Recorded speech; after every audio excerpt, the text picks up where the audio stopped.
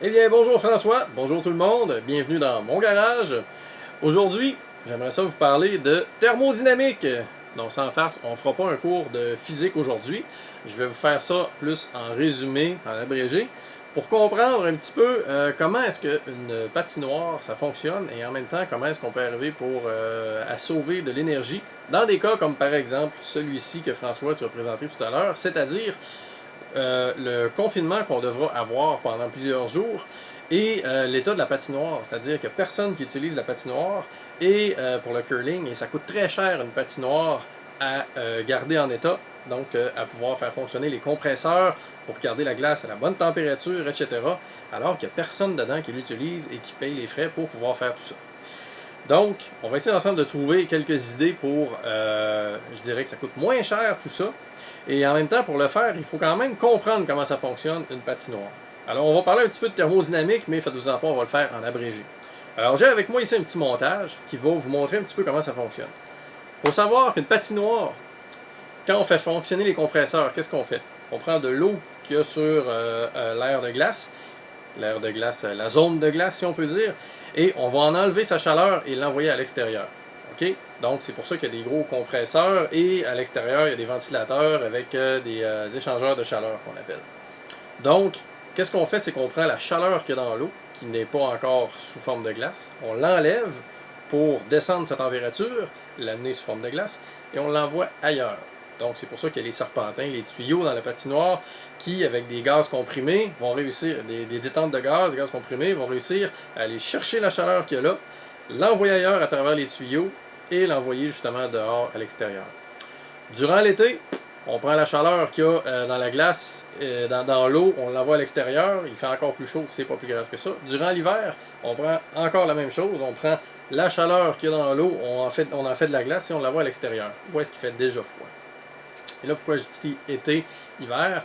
Ben, c'est parce que c'est bien simple. Durant l'hiver, c'est un petit peu ironique parce qu'à l'intérieur de l'endroit où est-ce qu'il y a on va l'appeler la patinoire, là, la zone de curling, bon ben, cette patinoire-là, il faut la garder à une certaine température quand même. On ne veut pas que les gens à l'intérieur soient à -20. On veut qu'ils puissent profiter de tout ça en étant confortables. Alors, on doit quand même chauffer l'air dans la zone où est-ce que la patinoire se trouve.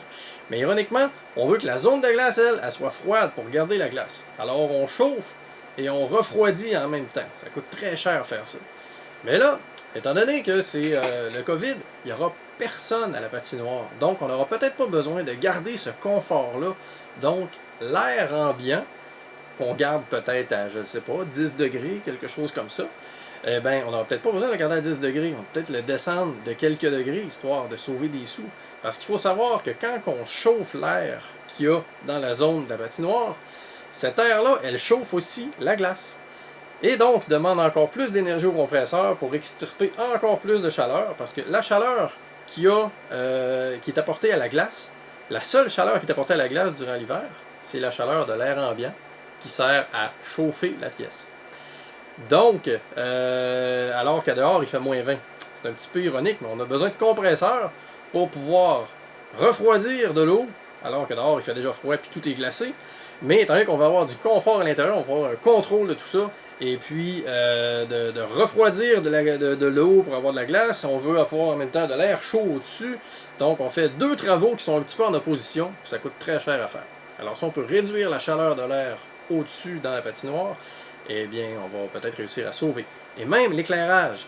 L'éclairage, on le sait, bon, les transformateurs, des fois, c'est des lumières à LED, ça consomme moins. Dans ce temps-là, il y avait peut-être des lumières au mercure. Les transformateurs, quand on les passe, ça consomme un petit peu plus, le temps que la lumière commence à mieux se produire. Alors, ça aussi, c'est de la chaleur perdue. Et c'est de la chaleur qui doit être extraite par les compresseurs. Donc, plus il y a de chaleur qu'on apporte dans l'air au-dessus de la glace, plus les compresseurs devront travailler fort et donc dépenser plus d'électricité pour le faire et donc coûter plus cher. Donc, l'idée, c'est d'essayer d'utiliser le fait qu'il n'y a personne, ou qu'il y aura presque personne, et de ne pas nécessairement devoir avoir cette espèce de confort-là qui n'est pas nécessaire, sauf par exemple pour éviter que les tuyaux gèlent, parce qu'on sait qu'il y a peut-être des restaurants, il y a quand même des salles de bain, il y a des tuyaux, donc on ne veut pas descendre ça sous zéro non plus, puis avoir des problèmes, parce que là, si on appelle des compagnies de nettoyage comme Calinette, puis des choses comme ça, parce que là, les tuyaux ont pété, ben là, ça fait des gros problèmes avec les assurances et tout le reste, puis là, on a des mauvaises surprises qui coûtent encore plus cher. J'aimerais ça vous faire un petit démo aujourd'hui pour rendre la chose un peu plus intéressante que juste de la théorie et des explications comme ça. Ce qui est intéressant, c'est que j'ai ce qu'on appelle ici une pompe à chaleur, qui est la même chose qu'en fait que le compresseur que vous avez. Vous savez, un compresseur, il y en a dans les thermopompes, qui un peu font la même chose. Ils vont aller chercher la chaleur qu'il y a dehors, puis l'amener dans la maison durant l'hiver. Et durant l'été, on inverse le processus. La pompe fonctionne différemment. Et ce qu'on va faire, c'est justement refroidir, donc prendre la chaleur qu'il y a dans la maison et l'envoyer à l'extérieur. C'est pour ça qu'il fait plus froid. Alors, l'élément Peltier qu'il y a ici, c'est aussi une pompe à chaleur, mais elle n'utilise pas un compresseur. Elle utilise ce qu'on appelle des thermocouples. Et là, ce qu'on le voit, c'est une sandwich entre deux céramiques qui conduisent un petit peu mieux la chaleur. Et puis, c'est une sandwich de plein de petites jonctions métalliques qui sont deux métaux différents, qui, quand ils sont en contact et qu'il y a un courant qui passe dedans, eh bien, il y a un côté qui va refroidir et l'autre va réchauffer. Donc, ça va prendre la chaleur d'un côté et l'amener de l'autre. Et ça, bien, il y en a tellement là-dedans qui sont connectés tout en série, un petit peu comme des lumières de Noël, entre le positif et le négatif, que c'est assez pour pouvoir faire des changements de température qu'on peut s'apercevoir. Et là, ben, aujourd'hui, j'ai pensé vous faire un petit démo avec ça qui est quand même tout à fait intéressant et savoureux, comme d'autres diront. Alors, j'ai un verre d'eau ici, comme vous voyez, qui est à l'état liquide, hein, c'est de l'eau. Et j'ai ici mon élément Peltier que j'ai collé sur une surface d'aluminium. La surface d'aluminium, elle, c'est une surface qui est froide, dans laquelle je vais aller envoyer ma chaleur. Donc, en ce moment, mon aluminium est à peu près à la même température que sur le dessus. Ici, j'ai une petite sonde en température. On voit la température, là, je suis autour de 19 degrés environ, à laquelle ça, c'est ici. Donc, moi, ce que je vais faire, c'est que je vais appliquer un courant électrique sur ces fils-là ici, faire fonctionner l'élément Peltier, et je vais faire geler la goutte d'eau que je vais poser ici. Donc là, en ce moment, vous le voyez, j'ai de l'eau, et je vais vous montrer qu'elle est à l'état liquide, au cas où il y en aurait qui doutent. Alors, je mets une goutte, et vous allez voir, ça tombe comme ça, c'est à l'état liquide. Alors, ce que je vais faire maintenant, regardez bien, c'est super intéressant. Et en passant, un élément Peltier, c'est ce que vous avez également dans vos glacières. Donc les glacières portatives qu'on branche sur le 12 volts et des fois qui vont malheureusement vider les batteries de nos voitures parce qu'on les laisse fonctionner longtemps puis on les oublie, ou qui n'ont pas de timer, ben c'est ça qui se produit. Donc c'est exactement ça, c'est le même principe. Il y a même des glacières qui permettent de chauffer plutôt que refroidir. En fait, ce qui se passe, c'est qu'on inverse le courant qui passe dans l'élément Peltier avec un petit interrupteur. Et ce que ça va faire, ben, c'est que ça va réchauffer plutôt que refroidir. Ça change la direction où est-ce qu'on envoie la chaleur. Alors, je mets un petit peu d'eau ici. Là, ce que je vais faire, c'est que je vais appliquer un courant. Donc, je vais brancher le positif ici. Je vais vous montrer. On est toujours à l'état liquide juste ici. OK. Et là, je vais brancher le fil sur le positif. Le négatif est déjà branché. Et je vais vous inviter à regarder qu'est-ce qui se passe. Vous allez voir, c'est assez intéressant. Alors, j'ai ça de branché. Vous allez voir, l'eau va finir par changer de couleur.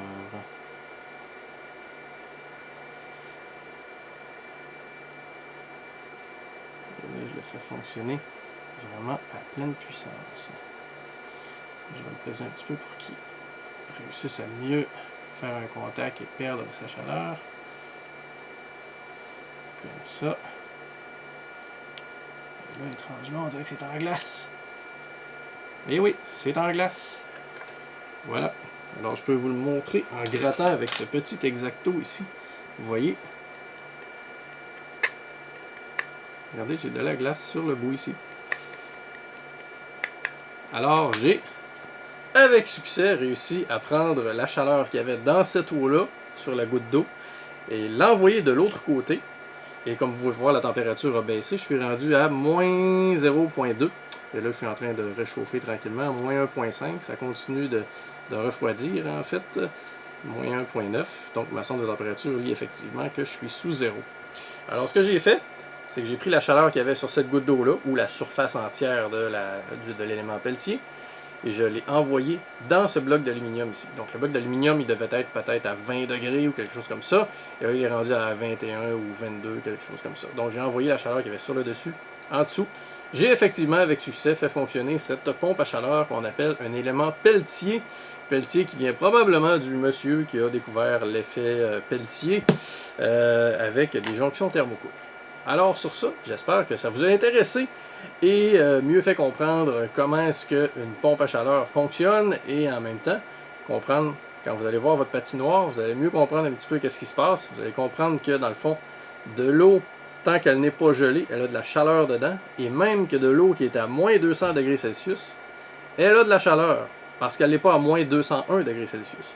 De l'eau qui est à moins 10 degrés, elle a plus de chaleur, et oui, il y a de la chaleur dans de l'eau à moins 10 degrés, qui est en fait de la glace, que celle qui est à moins 25, ou juste 1 degré en dessous. Le concept de chaleur, c'est pas la température. La température, c'est des degrés Celsius. La chaleur, c'est l'énergie thermique qu'on a envoyée dans un solide, dans un liquide, de l'eau, quelque chose comme ça. Alors, j'espère que ça vous a plu. Et puis, c'est toujours un plaisir de faire des petites vidéos comme ça, puis de partager ça avec vous autres. Si vous en voulez d'autres, je vous invite à commenter. Moi, ça m'a fait plaisir. Et François, écoute, si tu veux qu'on en discute pour demain, ça va me faire un grand plaisir aussi d'essayer de trouver des façons. Mais je vous dirais, essayez de baisser la température de l'air ambiant. 2, essayez de ne pas mettre d'éclairage parce que c'est encore une fois quelque chose qui contribue à générer de la chaleur. Bref, tout ce qui génère de la chaleur. Même que je vous dirais, si vous voulez pas que ça coûte trop cher, vous pourriez même pendant un certain temps ouvrir une porte. Ben là, c'est sûr qu'il y a des affaires avec le vol, des choses comme ça, mais si vous avez des trappes d'aération, des choses comme ça, qui réussiraient à faire entrer de l'air extérieur à l'intérieur pour baisser la température et éviter de faire fonctionner les compresseurs trop, mais d'une façon un petit peu, je dirais, stable quand même, eh bien, ça peut aider aussi, parce que de toute façon, ça sert absolument à rien à chauffer l'air qui est à l'intérieur de votre glace de curling. S'il n'y a personne, sauf pour garder la tuyauterie en forme et éviter que ça gèle et que ça pète, comme on dit. Donc, je vous dis à la prochaine et j'espère que vous n'aurez pas trop de problèmes avec le COVID. Soyez prudents, faites attention, mettez votre masque, 2 mètres, soyez responsables. Bye bye.